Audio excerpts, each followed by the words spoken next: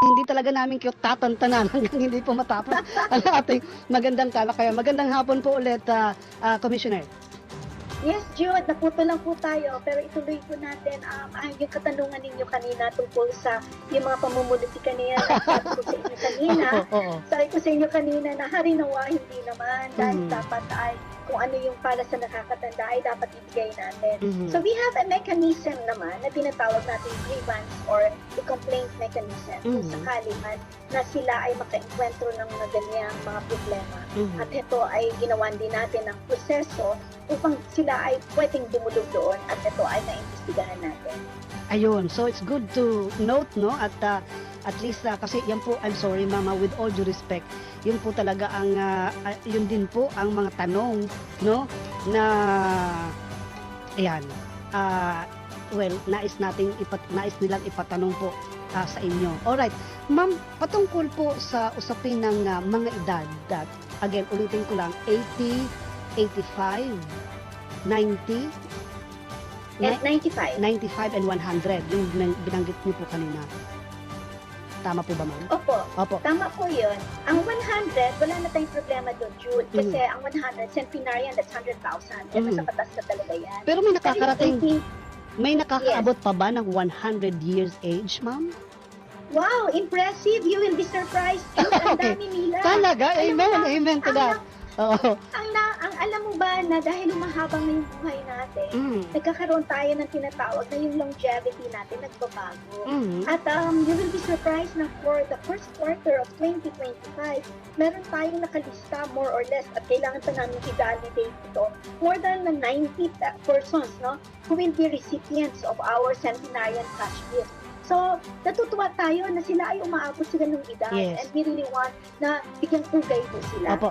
Ma'am, in fairness naman, no, sa ating mga, kasi marami pa rin akong mga LGUs and cities na alam na, aside sa 100,000 na naibibigay ng ating pambansang pamahalaan for the centenarian, meron silang counterpart. May ibang mga LGUs na nagka-counterpart. Have you heard that, ma'am?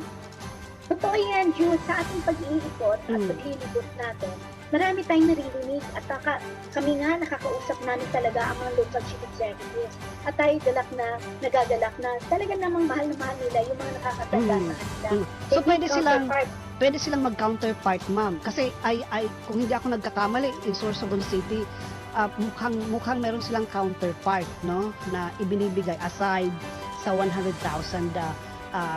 commissioner. That's true. And yung sa ating pag-iikot para nga dito sa ating expanded centenarian, naririnig na natin, nagsasabi na ang mga local chief executives na magbibigay din sila ng counterpart sa 10,000 na yan. Ayun. So, that only goes to show na sa katotohanan, ang mga Filipinos, no, ang ating mga leaders, no, mahal talaga nila yung kanilang mga nakakatanda. Ayan. By giving na due process, no, sa kanilang mga pangangailangan. Opo. Pero ma'am, may mga feedback din akong naririnig na bakit nag-umpisa ng 80, 85, 90? Baka pwedeng na-consider na maibaba pa yung mga edad sa 75. Nung ginawa yung batas, Jude, I think yan yung benchmark na nilagay. Kasi nga naman, una sa lahat, sa aking pagkakaintindi dito, dahil hindi pa ako commissioner nung nailabas yan, nung yan ay pinag-aralan. So, ang pagkakaintindi ko dito, because ang 60, 70 ay bata pa yan Hindi pa talaga yan kailangan na, alam mo yon, alalayan. At sila naman talaga ay very active. And that's what we are actually promoting, a healthy aging lifestyle. Pangalawa, eto naman 80, 85, 90, and 95, tandaan natin, ang ating budget allocation sa buong Pilipinas, hindi lang para sa mga nakakatanda. So we have to be fair also to the government in terms of, allocation of budget. Ayun. Baka naman yung pondo ng akap at tupad, ibigay na lang po dyan, ma'am. Nako naman. Diba? My lips are sealed on that. meron akong ma'am, meron akong hugot, no? Napansin mo ba?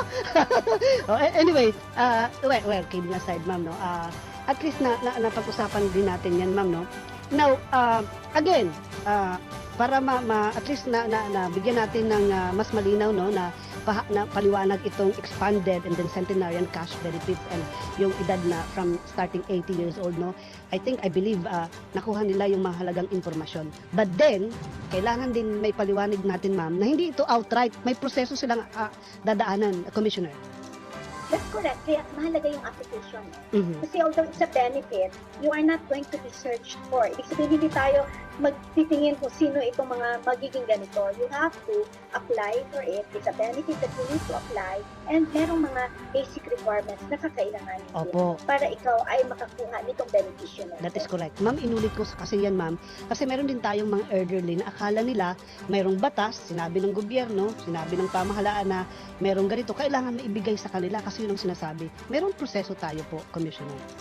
That's correct. And gusto lang din natin paalalahan na ating mga nakakatanda na heto po ay benepisyo. Hindi po ito kumbaga ay ibibigay lang sa'yo at iaabot. Hindi po. Kasi kailangan din natin i-validate at i-verify yung iyong edad at yung mga requirements kailangan nandyan yan. Kasi subject din tayo sa ating Commission on Audit, ha? Yes, Kasi oo. hindi naman yan dahil binigay sa atin kasi pag inigay natin ay hindi natin yan maililiquidate ng maayos sa gobyerno din. That is correct, oo. So at least naintindihan natin yan na meron tayong proseso, meron tayong mga validation.